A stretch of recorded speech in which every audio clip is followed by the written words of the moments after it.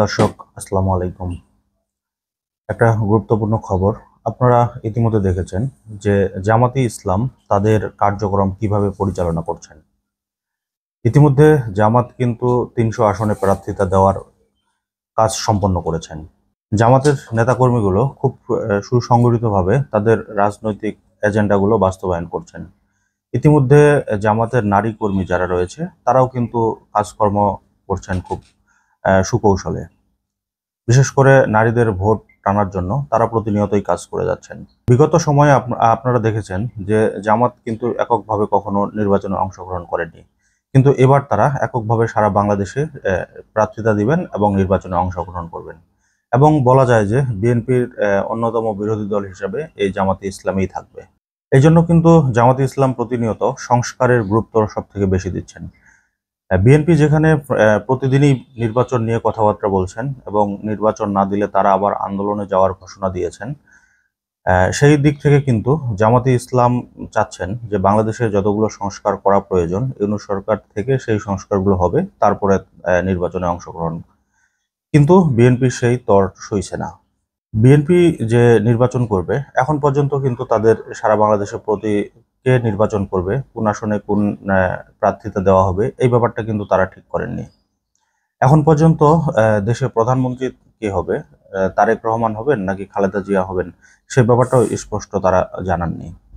এছাড়াও তারেক রহমান কবে দেশে ফিরবেন, সেই ব্যাপারটা নিয়েও কিন্তু প্রচুর পরিমাণে ধোঁয়াশা রয়েছে। বিশেষ করে তারেক রহমানের সব মামলা কিন্তু নিষ্পত্তি হয়ে গিয়েছে, তারপরেও কিন্তু তারেক রহমান দেশে ফিরছেন না। অনেকেই বলছেন নিরাপত্তাজনিত কারণ, অনেকেই বলছেন বিএনপি এখন যে পরিমাণ চাঁদাবাজি দুর্নীতি শুরু করেছে, সেই ব্যাপারটা তারেক রহমান এসে যদি নির্বাচন না হয় তাহলে কিন্তু এই জিনিসটা কন্ট্রোল করা যাবে না। তো এমন একটা সময় তারেক রহমান আসবেন, সেই সময়টাতে মানুষ হয়তো অন্ধভাবে আবার বিএনপিকে সাপোর্ট করবে, এরকম একটা ইন্টেনশন হয়তো তাদের মধ্যে থাকতে পারে। এছাড়াও ইতিমধ্যে আপনারা দেখেছেন কিভাবে বিএনপির লোকজন চাঁদাবাজি শুরু করে দিয়েছে, টেন্ডারবাজি, ভূমি দখল, এই কাজগুলো প্রতিনিয়তই কিন্তু তারা করছে। এছাড়াও তাদের নেতাকর্মীদের মধ্যে প্রতিনিয়তই পদ নিয়ে আহ, মারামারি হচ্ছে, যেটা আমরা আওয়ামী লীগ সরকারের আমলে দেখেছি। এবং তাদের নেতাকর্মীদের মধ্যেই প্রতিনিয়ত কোন্দল হচ্ছে, তারা একজন আরেকজনকে ঠিকঠাক মতো মানছেন না। এই ব্যাপারগুলো প্রতিনিয়তই কিন্তু তাদের রুটিনে পরিণত হয়েছে। সেই ক্ষেত্রে জামাত একবারে সুশৃঙ্খল, খুব গোছানোভাবে তাদের রাজনৈতিক কার্যক্রম এবং এজেন্ডাগুলো পরিচালনা করছেন। এবং সবথেকে মজার ব্যাপার হচ্ছে বিএনপি যারা চাঁদাবাজি করছে বা টেন্ডারবাজি করছে, এই ব্যাপারগুলো কিন্তু জামাত প্রমাণ রাখছেন। এবং সম্ভবত নির্বাচনের আগে আগে কিন্তু এগুলো কিন্তু তারা পাবলিক করবেন।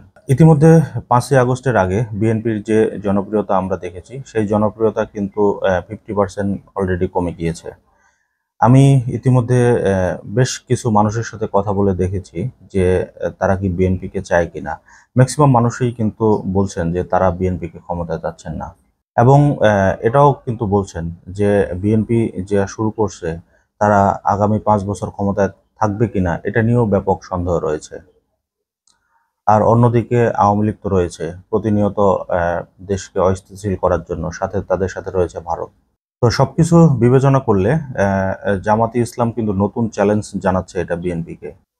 জামাত যেমন তাদের রাজনৈতিক নেতাকর্মীগুলোকে খুব সুসংগঠিতভাবে কাজকর্ম পরিচালনা করাচ্ছেন, বিএনপি কিন্তু সেই দিকটা বিন্দুমাত্রই পারছেন না।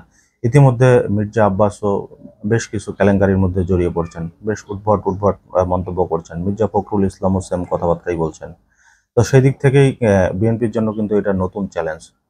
হয়তো সামনে বিএনপি ক্ষমতায় যাবে, কিন্তু বিএনপির যে কাজকর্মগুলো করছে এগুলো হয়তো তাদেরকে খুব শীঘ্রই পতনের দিকে নিয়ে যাবে। তো দর্শক, আজকের মতো এই পর্যন্তই। আল্লাহ হাফেজ।